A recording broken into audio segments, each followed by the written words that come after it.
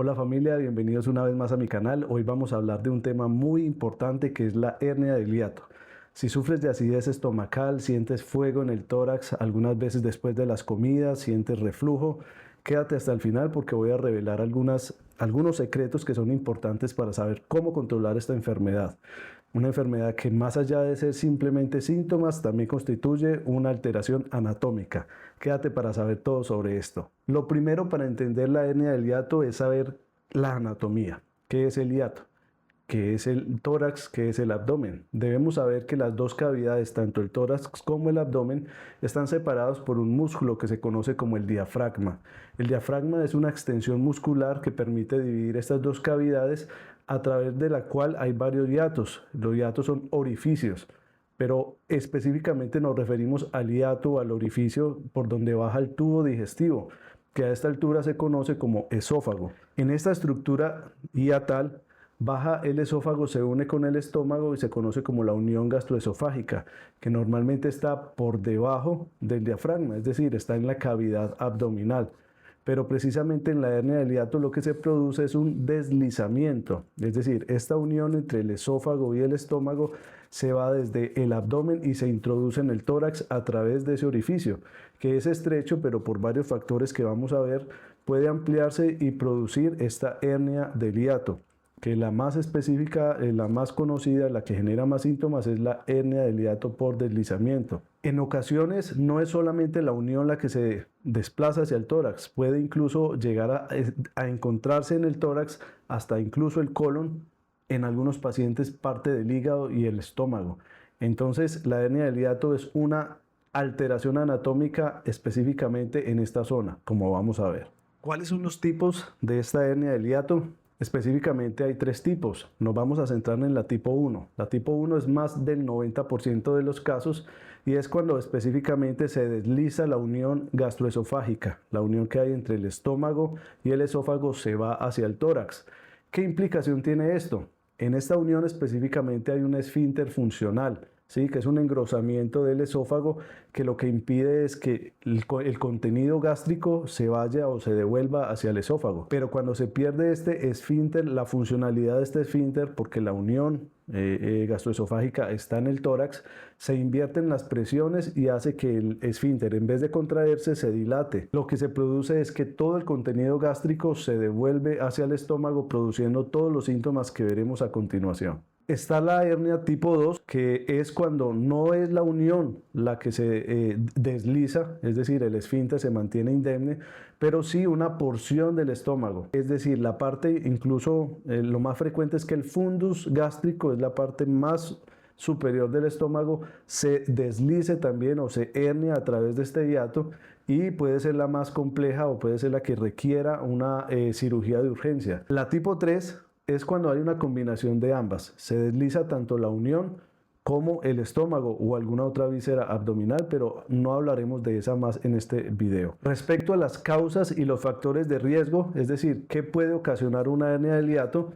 Hay varias que podemos mencionar. El mecanismo por el cual se produce es porque hay un aumento de la presión abdominal y esto lo puede ocasionar tanto la obesidad, que aumenta la presión intraabdominal. Al haber más grasa en el abdomen, al haber más presión, pues se genera mayor fuerza sobre las vísceras abdominales, aumentando la presión intraabdominal y el riesgo de que por ese hiato se produzca una hernia, es decir, el hiato que es estrecho se pone más grande, se dilata, produciendo la hernia del hiato. Otras situaciones que pueden llevar al aumento de la presión intraabdominal, una causa fisiológica es el embarazo, igualmente reversible como la obesidad, pero también está asociado con un aumento de la presión abdominal, es decir, ya aquí no hay solamente presión de las vísceras abdominales, sino además de un feto que está en gestación.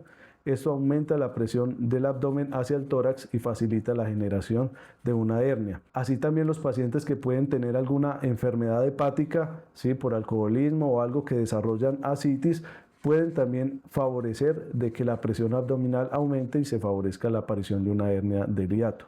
Otros factores también que están relacionados con esto es la edad. La edad no la podemos controlar, pero podemos saber de que las personas mayores de 50 años están en mayor riesgo de desarrollar hernia del hiato.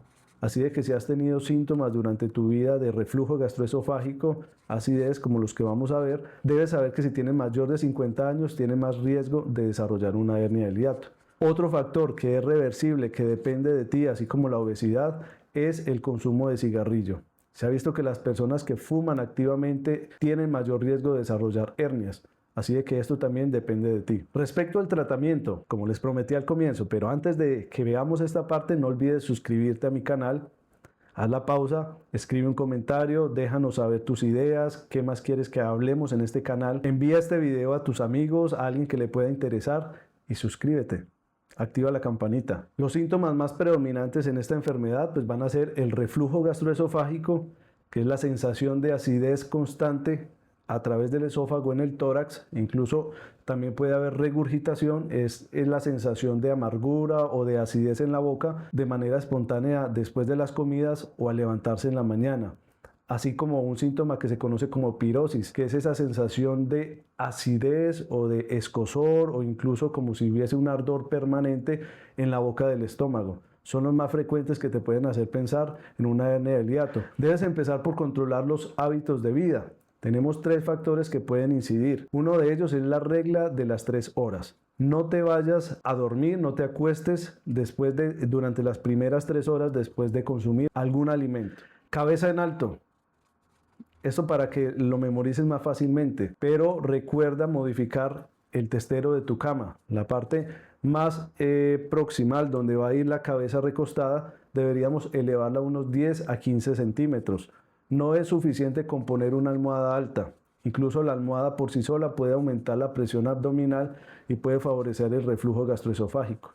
Así de que lo más práctico es que pongas un ladrillo o una piedra en el testero de tu cama y que facilites que la cama aumente un poco los grados, facilitando que los pies queden más abajo que la cabeza cuando estés durmiendo. Comidas inteligentes, alimentos que pueden estar asociados directamente con el reflujo, la menta, el alcohol, la cafeína, los fritos y las grasas relacionados directamente con aumento del reflujo y que se pierda más la funcionalidad del esfínter. Asociado a esto, los cítricos y las comidas copiosas son malos hábitos a la hora de comer. Evita estos alimentos si sufres de reflujo gastroesofágico. Bueno, ¿y qué hacer si ya hice todos estos cambios y los síntomas persisten? Ya tienes que acudir a tu médico. Los medicamentos que más están asociados con la mejoría de los síntomas y disminuir las consecuencias del reflujo gastroesofágico son los inhibidores de la bomba de protones. Todos conocemos el omeprazol, lansoprazol, pantoprazol. Todos son medicamentos que deben ser prescritos por un médico, así de que acude a tu médico, porque esto lo que hace es disminuir la acidez del estómago. Si hay menos ácido gástrico, pues va a haber menos sensación, menos quemazón en el esófago al haber reflujo. Pero también el último paso, cuando los pacientes no han tenido mejoría en síntomas graves que persisten, hernias del hiato más grandes, requieren manejo quirúrgico. Y ahí es donde entramos nosotros, que más adelante hablaremos específicamente de cómo se hace esta cirugía. Házmelo saber en tus comentarios si quieres que ahondemos en este tipo de cirugía, porque sería el último escalón en este tratamiento. Bueno, familia, una vez más llegamos al final del video. Espero que haya sido de su agrado. Recuerden que la enfermedad del hiato requiere de un estudio, requiere de un manejo que empieza por abandonar los hábitos malos, como es el consumo de alcohol, el uso de tabaco, la obesidad y los malos hábitos alimenticios. Recuerda este video, compártelo a tu familia, compártelo a tus conocidos, inscríbete al canal, suscríbete y sígueme. Muchas gracias.